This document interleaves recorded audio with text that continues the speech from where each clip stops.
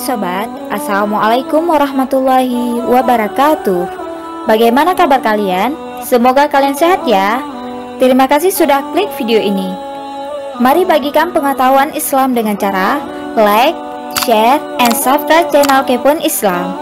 Semoga bermanfaat bagi kita semua. Kepoin Islam yuk. Sahabat Kepoin Islam, tahukah penyebab datangnya bencana? Pernahkah memikirkan apa penyebab Allah menimpakan bencana pada suatu kaum atau negeri? Adakah kita meyakini bahwa bencana hadir dikarenakan ulah tangan kita sendiri, yakni disebabkan banyaknya dosa yang kita lakukan? Ataukah kita mengikuti prasangka buruk bahwa Allah menzalimi hambanya dengan bencana kekeringan atau kelaparan, atau banjir dan longsor yang ditimpakan pada suatu kaum? Allah Subhanahu wa Ta'ala berfirman dalam surat Asy-Syura ayat 30, "Dan apa saja musibah yang menimpa kamu, maka adalah disebabkan oleh perbuatan tangan kamu sendiri, dan Allah memaafkan sebagian besar dari dosa-dosamu." Masih banyak orang yang belum menyadari bahwa ada korelasi antara perbuatan dosa dengan datangnya bencana. Padahal Allah dan Rasul-Nya telah menjelaskan hal ini di dalam banyak ayat dan hadis. Berikut 5 sebab Allah menurunkan bencana ke suatu tempat. 5. Mengingkari nikmat Allah Ta'ala. Sungguh dahsyat dosa mengingkari nikmat yang diberikan Allah. Padahal segala hal yang ada dalam hidup kita merupakan karunia-Nya, tapi kita justru menyatakan nikmat tersebut sebagai hasil dari kecerdasan kita sendiri, atau hasil dari usaha keras yang kita lakukan. Maka tak heran jika Allah menimpakan bencana pada orang-orang yang kufur nikmat seperti ini.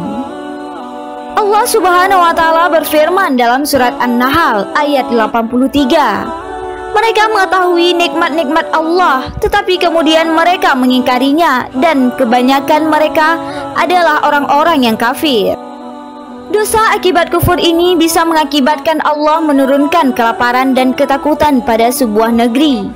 Allah Subhanahu wa Ta'ala berfirman dalam surat An-Nahl ayat 112, "Dan Allah telah membuat suatu perumpamaan dengan sebuah negeri yang dahulunya aman lagi tentram.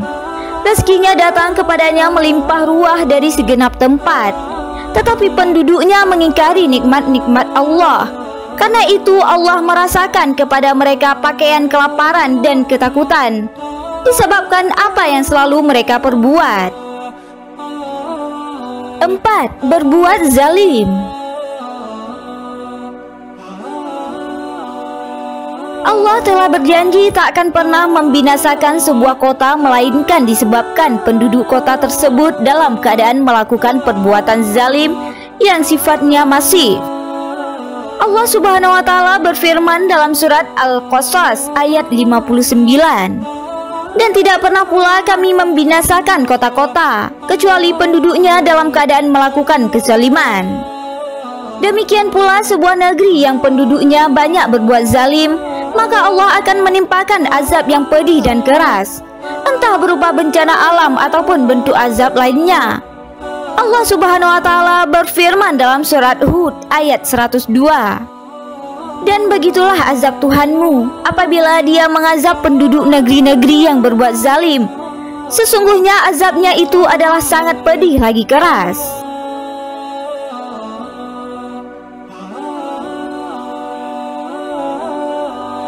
3. Melakukan perbuatan zina dan memakan riba secara terang-terangan. Saat ini perbuatan zina sudah sampai pada taraf mengkhawatirkan, di mana perempuan-perempuan menjajakan dirinya di sosial media, auratnya disingkap untuk menarik perhatian laki-laki. Juga makin maraknya foto dan video porno yang direkam sendiri oleh para pelaku zina, dengan tujuan disebarluaskan ke khalayak ramai. Nauzubillah. Padahal zina secara terang-terangan merupakan perbuatan keji dan penyebab datangnya bencana untuk suatu kaum. Rasulullah Shallallahu Alaihi Wasallam bersabda, Wahai sekalian kaum muhajirin, ada 5 hal yang jika kalian terjatuh ke dalamnya, dan aku berlindung kepada Allah supaya kalian tidak menjumpainya, niscaya akan turun kepada kalian bencana. Tidaklah nampak zina di suatu kaum sehingga dilakukan secara terang-terangan, kecuali akan tersebar di tengah-tengah mereka taun atau wabah dan penyakit-penyakit yang tidak pernah menjakiti generasi sebelumnya. Hadis riwayat Ibnu Majah.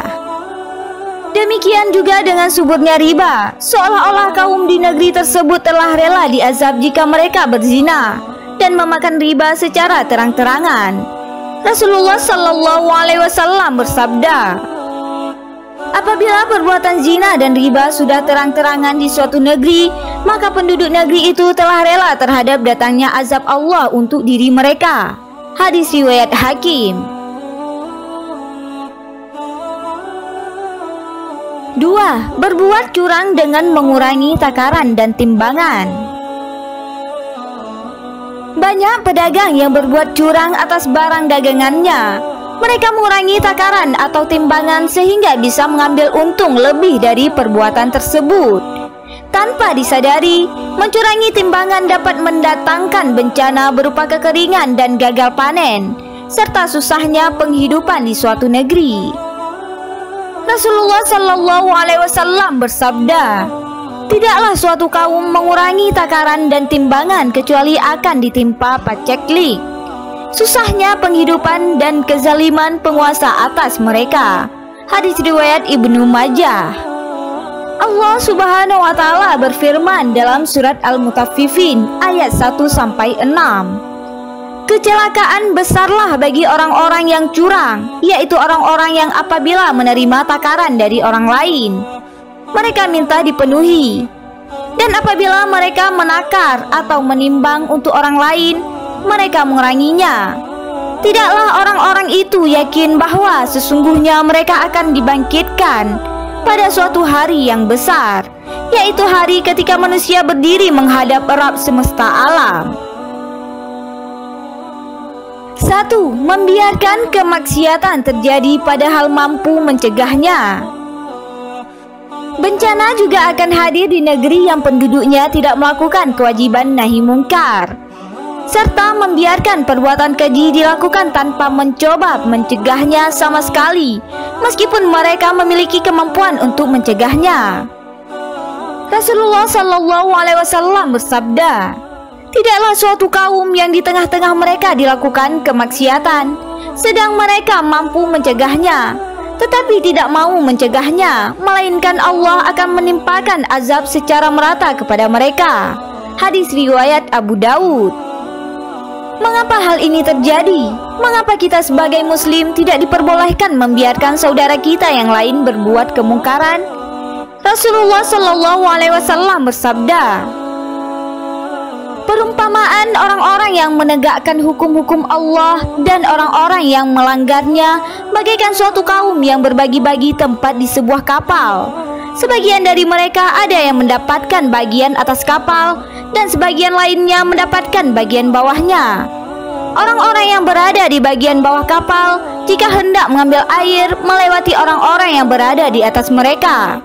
Mereka berkata, seandainya kita melubangi bagian kita dari kapal ini, niscaya kita tidak akan mengganggu orang-orang yang berada di atas kita. Apabila mereka semua membiarkan orang-orang tersebut melaksanakan keinginannya, niscaya mereka semua akan binasa. Jika mereka mencegah orang-orang tersebut, niscaya mereka selamat dan menyelamatkan semuanya. Hadis riwayat Al-Bukhari. Nauzubillah. Sahabat Kepon Islam, semoga kita tersadar bahwa bencana yang menimpa suatu kaum sangat mungkin disebabkan dosa-dosa yang dikerjakan oleh kaum itu sendiri. Maka semoga kita tidak termasuk orang-orang yang menjadi penyebab turunnya bencana di negeri ini. Amin amin ya rabbal alamin. Wallahu a'lam bissawab.